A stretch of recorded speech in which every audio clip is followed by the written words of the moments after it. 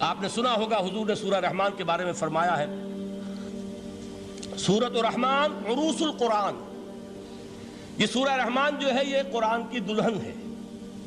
جیسے دلہن کو آپ خوشنما لباس پہناتے ہیں، آراستہ پیراستہ اس کو گہنے اور اس کو زیور پہناتے ہیں، تو جس طریقے سے سجاتے ہیں آپ دلہن کو، اللہ تعالیٰ نے ایک سورت قرآن مجید میں یہ ایسی رکھی ہے سورہ رحمان کہ اسے خوب سجایا ہے۔ اس میں الفاظ کا در و بست، اس کا اپنا ایک ڈیوائن میوزک ہے۔ وہ تو اللہ تعالیٰ قراء جو ہے، خاص طور پر مصر کے قراء، اللہ تعالیٰ ان پر رحمت نازل فرمائے، ان کی خطاؤں سے درگزر کرے۔ جس طرح قرآن کے انٹرنسک میوزک کو انہوں نے واضح کیا ہے، واقعہ یہ ہے کہ اگر یہ لوگ نہ ہوتے، شیخ عبد الباسط محمد عبد الصمد، شیخ محمود خلیل الحصری، یہ لوگ کہ جنہوں نے قرآن کے اس غنا، میوزک، یہ لفظ جو ہے آپ حیران نہ ہو کہ میں یہ کوئی شاید توہین کر رہا ہوں قرآن کی، حضور نے یہ لفظ استعمال کیا ہے، تغنو، اس قرآن کو اچھی سے اچھی خوشلحانی کے ساتھ پڑھو۔ من لم یتغن بالقرآن فلیس منا، جو قرآن کو بہتر سے بہتر انداز میں، اچھی سے اچھی آواز میں، خوشلحانی کے ساتھ پڑھنے کی کوشش نہیں کرتا، وہ ہم میں سے نہیں ہے۔ بلکہ ایک مرتبہ حضور رات کے وقت آپ گشت پر تھے اپنے ساتھیوں کے حالات معلوم کرنے کے لیے۔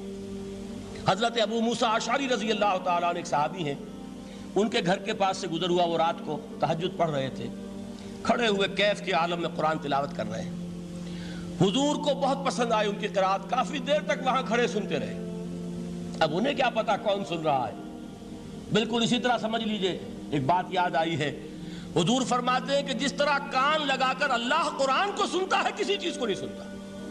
ہمیں نظر نہیں آتا نا، ہمیں معلوم نہیں ہے، ہم قرآن پڑھ رہے ہیں تو سننے والا کون ہے؟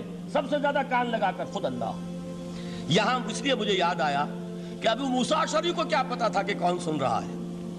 وہ اپنی کیفیت میں نماز میں تہجد میں قرآن کی تلاوت کر رہے تھے، اور ظاہر بات ہے ان کے گھر ایکڑوں میں بنے ہوئے نہیں تھے، ایک ایک کمرہ، ایک ایک کوئی حجرہ، ایسے ہی تو گھر تھے نا صحابہ کے، لہذا حضور پاس سے گزرے، آواز آئی، کافی دیر سنتے رہے۔ اس کے بعد آپ تشریف لے گئے، صبح فجر میں ملاقات ہوئی تو حضور نے تحسین کے انداز میں فرمایا، یا ابا موسیٰ انک قد اوتیت مزمارا من مزامیر آل داؤد، اے ابو موسیٰ تمہیں تو آل داؤد کے سازوں میں سے ایک ساز اللہ نے عطا فرما دیا ہے۔ جس طرح حضرت داؤد، لہن داؤدی مشہور ہے کہ جب وہ پچھلے پہر رات کو حمد کے ترانے الاپتے تھے، قرآن میں ہے کہ پرندے شامل ہو جاتے تھے ساتھ، اور پہاڑ وجد میں آتے تھے، پہاڑ بھی ان کے ساتھ شریک ہوتے تھے۔ تو جس طرح کا اللہ نے ان کو لہن عطا فرمایا تھا، حضور نے تحسین کے انداز میں فرمایا ہے ابو موسیٰ اشعری، اللہ نے تمہیں بھی آل داؤد کے سازوں میں سے ایک ساز عطا فرمایا۔ بہرحال قرآن مجید کا جو یہ میوزک ہے، قرآن کے الفاظ کا جو حسن ہے، جہاں تک حسن معنوی ہے وہ تو ہر لفظ میں ہے، لیکن یہ حسن ظاہری، حسن صوتی، حسن لفظی، یہ اپنے کلائمیکس پر آپ کو نظر آئے گا سورہ رحمان میں۔ لیکن قرآن میں یہ سورت اس اعتبار سے بھی ممتاز ہے، اس کی 4 آیات پر ذرا توجہ کریں گے، عجیب حقائق سامنے آئیں گے۔ جہاں یہ قرآن مجید کے حسن صوت اور حسن لفظی کی معراج ہے، وہیں اس کی پہلی 4 آیات میں 4 چوٹی کی چیزوں کا ذکر ہے، سب سے اونچی چیزیں۔ پہلی آیت کیا ہے؟ الرحمن، ایک آیت ہو گئی۔ رحمان کیا ہے؟ اللہ کا نام ہے۔ کبھی آپ نے غور کیا اللہ کے ناموں میں سب سے پیارا نام کون سا ہوگا؟ رحمان۔ کیوں؟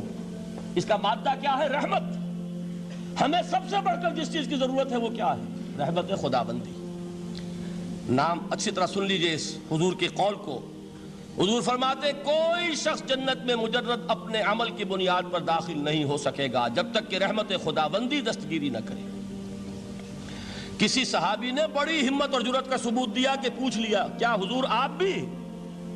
جب آپ نے فرمایا کوئی شخص داخل نہیں ہو سکتا جنت میں محض اپنے عمل کی بنیاد پر جب تک کہ رحمت خداوندی جو ہے وہ دستگیری نہ فرمائے۔ پوچھا گیا کیا آپ بھی؟ آپ نے فرمایا ہاں میں بھی۔ آپ انداز کیجئے کہ اگر محمد الرسول اللہ بھی رحمت خداوندی کے ضرورت مند ہوں تو تاب دیگراں چہ رسد، ہماری تو سب سے بڑی ضرورت رحمت خداوندی ہے۔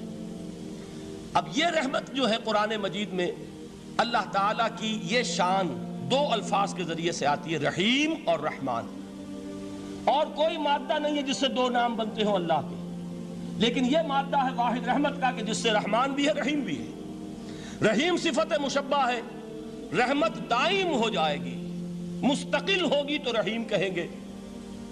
اور رحمان، اس میں رحمت کی ہے وہ شان ہے کہ جیسے ٹھاٹھے مارتا ہوا سمندر ہو، ہیجان کی کیفیت، طوفانی کیفیت.